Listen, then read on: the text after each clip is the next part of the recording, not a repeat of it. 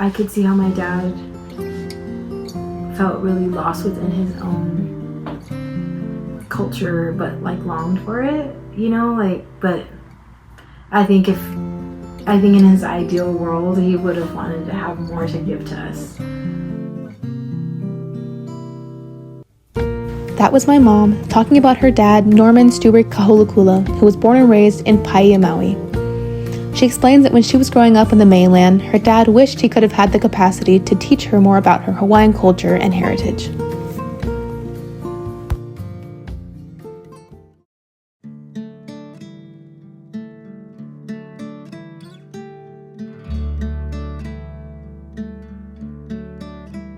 Unfortunately, for many Hawaiian families, that was not uncommon.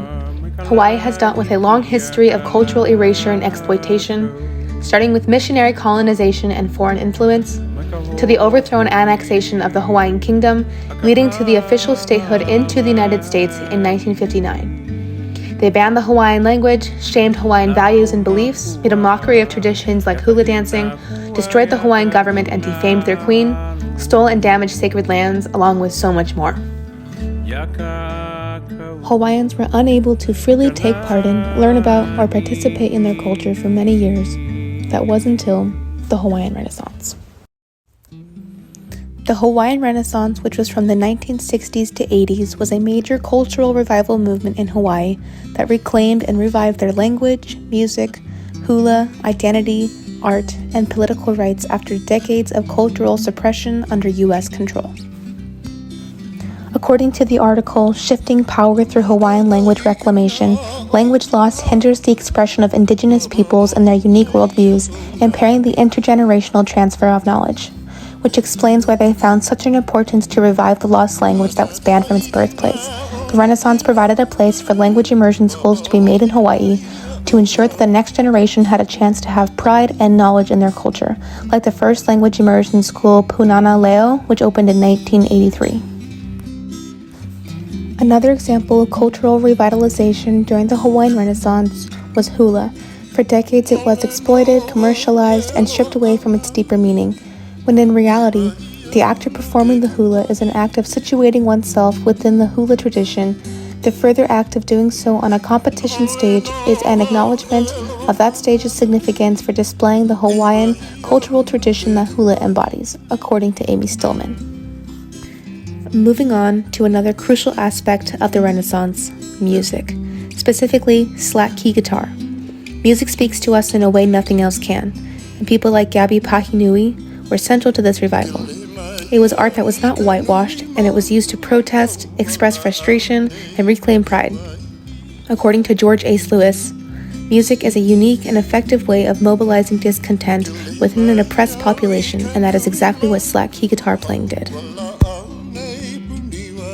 And potentially the most important aspect of the Renaissance was gaining the courage to fight for Native voices to be heard.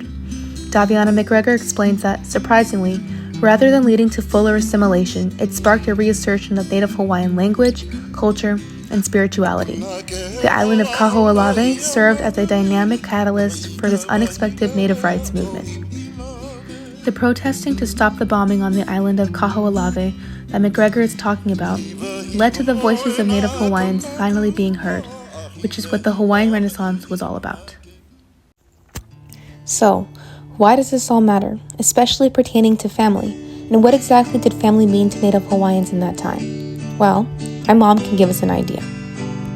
There was like that big support system, and I think it always had to do with like getting together, cooking food, maybe like the Hawaiian music, like kind of hanging out, doing like, big meals together,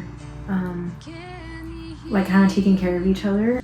Lots and lots of just family, lots and lots of family. It was all about being close to the family, taking care of the family. Based on the connections between family and culture shown through my mom's memories of her Hawaiian family, it becomes clear that the two are deeply interwoven. Because of that, it is painful to realize that colonization did not just erase traditions or culture, but it threatened the very heart and soul of family itself. This is why the Hawaiian Renaissance mattered. It was not just a cultural revival, but a restoration of identity, belonging, and home. And even more than that, Because of the Hawaiian Renaissance, my mom was able to grow up having the opportunity to learn about all the aspects of her culture, even more than her dad, since he grew up in a generation that rejected the Hawaiian culture. Like I had a bag of like stuff we had to buy that was part of the hula. A lot of the Hawaiian dancing isn't just the dancing, there was like implements. And so I had to have a bag, and I would have my ukulele in there. I'd have my uli ulis were these things that have the red and the yellow feathers, and it's like part of the dancing. And then there was these bamboo stick things that we had. I forget what those were called. And we had like these little rocks that were flat, and you could like click and make noises. And then I think I had my little book in there that was learning Hawaiian stuff. And there was this little bag, and I think it was like, I don't know, I think it was just kind of cool for him. Like it represented like, oh, that's like our Hawaiian culture kind of thing that somebody's learning. But he didn't know that stuff. But it was like he could see it. Yeah. Yeah. So. While my mom was learning all about her culture, her Hawaiian teacher was working on a movie set teaching the actors Hawaiian. And that movie happened to need a bunch of extras who were kids and looked Hawaiian. That movie was Father Damien the Leper Priest, based on a true story, and my mom got to play a little Hawaiian girl from the 19th century singing a song to Queen Liliuokalani. My dear...